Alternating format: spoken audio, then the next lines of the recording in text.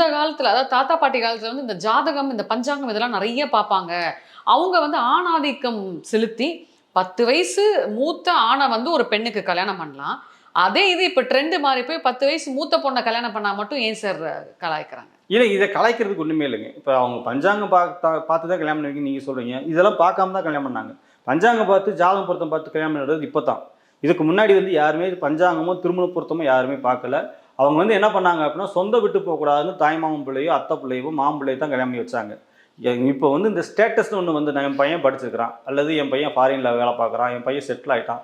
உன் பிள்ளை என்ன படிச்சிருக்கிறா? இந்த மாதிரி கேட்க. அதே மாதிரி இந்த பிள்ளை வந்து நல்ல படிப்பு படிச்சிருக்கா, உன் பையன் படிக்கவே இல்லை. இந்த மாதிரி இந்த ஸ்டேட்டஸ் பார்க்கும் பொழுது தான் அந்த குடும்பத்தை விட்டு அந்த சூழலை விட்டு வெளியில வந்து எனக்கு ஏற்ற பையனை பார்க்கணும், அல்லது என் பொண்ணுக்கு ஏற்ற பிள்ளையை பார்க்கணும், என் பொண்ணுக்கு ஏற்ற பையன் வரனை பார்க்கணும்னு வரும்பொழுது தான் இங்கே ஜாதக பொருத்தம் மற்ற எல்லா பொருத்தமும் பார்க்குறாங்க. இதுக்கு முன்னாடி யாருமே வந்து திருமண பொருத்தம் பார்த்து கல்யாணம் பண்ணலை. அவங்க சொந்தத்தில் தான் கல்யாணம் பண்ணாங்க.